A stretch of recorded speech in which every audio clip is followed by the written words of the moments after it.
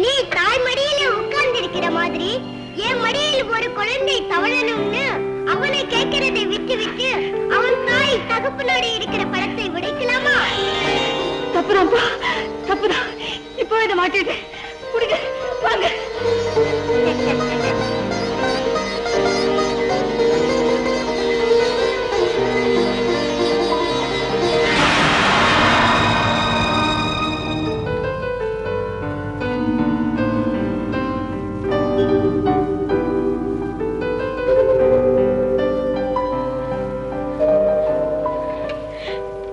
எங்கீங்க குழந்தை காணோம்?